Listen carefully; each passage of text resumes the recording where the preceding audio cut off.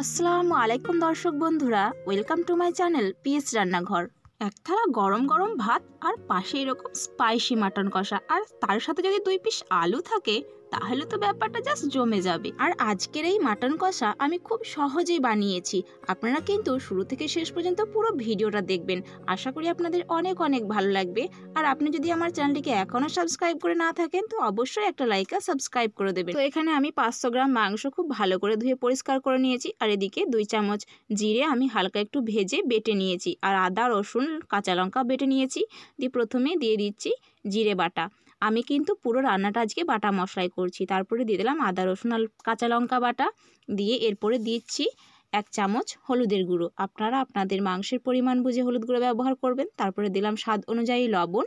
দিয়ে খুব ভালো করে আমি হাত দিয়ে মাংসটা প্রথমে মেখে নেব। খুব ভালো করে অনেকক্ষণ ধরে মাংসটা মেখে নিতে হবে, তাহলে মশলাটা খুব ভালো করে মাংসের গায়ে লেগে যাবে। এরপর এটাকে আমি রেস্টে রেখে দেব আধা ঘন্টার জন্য। এরপর অন্যদিকে আমি একটা কড়াইয়ে দিয়ে দিচ্ছি অনেকটা পরিমাণ তেল, কারণ মাংস রান্না করলে অনেকটাই তেল দিতে হয়, তবে কিন্তু মাংসের স্বাদ হয়। যদি চর্বি বেশি না থাকে আর মাংসের মধ্যে যদি খুব চর্বি থাকে তাহলে অল্প পরিমাণ তেল দিতে হয়। তারপরে দিয়ে দিলাম 2টা মোটা সাইজের কুচনো পেঁয়াজ। আমি এভাবে একটু মোটা করে কুচিয়ে নিয়েছি। দিয়ে নাড়াচাড়া করে পেঁয়াজটাকে একটু নরম করে নিয়েছি। তারপর এই পেঁয়াজটার মধ্যে দিয়ে দিচ্ছি ম্যারিনেট করে রাখা মাংসটা। দিয়ে খুব ভালোভাবে নাড়াচাড়া করে আমি অনেকক্ষণ পর্যন্ত কষিয়ে নেব মাংসটা, যতক্ষণ না মাংসের গায়ে থেকে তেল ছেড়ে আসছে। দেখতেই পাচ্ছেন রঙটা কত সুন্দর লাগছে দেখতে। তো বন্ধুরা, আমি জানি কিন্তু আপনারা অনেকেই অনেক রকমভাবে কিন্তু মাটন রান্না করেন, কিন্তু আজকে আমি একটু অন্যভাবে রান্না করার চেষ্টা করছি। আশা করি আপনাদের অনেক অনেক ভালো লাগবে। আর আপনি কিন্তু বাড়িতে এই রেসিপিটা অবশ্যই একবার ট্রাই করবেন, আর আমাকে কমেন্ট বক্সে জানাবেন কেমন হয়েছে। তো কথা বলতে বলতে মাংসটা খুব ভালো করে কষানো হয়ে গেছে। এরপর আমি দিয়ে দিচ্ছি 2টা টমেটো। আমি এরকম করে কুচিয়ে রেখেছিলাম। টমেটোটা নরম হয়ে গেলে এখানে দিয়ে দিচ্ছি 5টা শুকনো কাঁচা লঙ্কা বাটা। আমি এটা একটু পরেই দিলাম, কালারটা খুব সুন্দর আসবে অনেক পরে যদি দেওয়া হয়।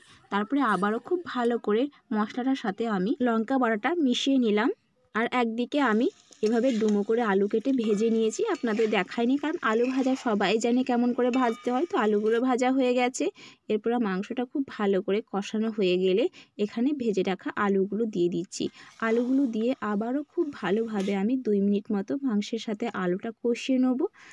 আলু আর মাংসটা কষানোর সময় কিন্তু অনবরত নাড়তে থাকতে হবে, না হলে কিন্তু তলায় লেগে যেতে পারে, আর লেগে গেলে কিন্তু রান্না খেতে একদমই ভালো লাগে না। তো অবশ্যই খেয়াল রাখবেন যেন রান্নার মশলাটা পুড়ে না যায়। তো বন্ধুরা, দেখতেই পাচ্ছেন খুব ভালো করে মাংসটা কষিয়ে নিয়েছি। এরপর আমি এখানে দিয়ে দিচ্ছি পরিমাণ মতো জল। মাংসটা সেদ্ধ হতে যতটা পরিমাণ জল লাগবে ঠিক ততটাই দেব। দেখুন আলুগুলো মাংসগুলো ডুবে আছে, এইরকম জল দিয়ে ঢাকনা দিয়ে ঢেকে এটাকে আমি 15 মিনিটের জন্য রেখে দিলাম। আর আঁচটাকেও আমি মিডিয়ামে রেখেছি, দেখতেই পাচ্ছেন খুব বেশি জাল দিইনি। তো ফিরে আসছি আবার 15 মিনিট পরে। প্রায় 16 মিনিট পর দেখছি ঝোলটা অনেকটা কমে গেছে। এরপর যে আমি একটু চিনি দিয়ে দেবো, আপনারা চাইলে গরম মশলার গুঁড়ো দিতে পারেন, তবে আমি এটা স্কিপ করেছি, আমার গন্ধটা খুব একটা ভালো লাগে না। হালকা একটু নাড়াচাড়া করে এরকম ঝোল থাকা অবস্থায় আমি উনান থেকে এটা নামিয়ে নেব। দিয়ে প্রায় 5 থেকে 7 মিনিট মতো এটাকে আমি ঠান্ডা করে নেব। তো দেখুন বন্ধুরা, এত সুন্দর লাগছে দেখতে, এতটা লোভনীয় হয়েছে যে দেখেই যেন জিভে জল চলে আসছে। তো বন্ধুরা, এরকম মাটন কষা বাড়িতে কিন্তু অবশ্যই একবার ট্রাই করবেন। ভিডিওটা শেষ পর্যন্ত দেখার জন্য আপনাদের অনেক অনেক ধন্যবাদ। দেখা হচ্ছে নতুন কোনো একটা রেসিপিতে। আল্লাহ হাফেজ।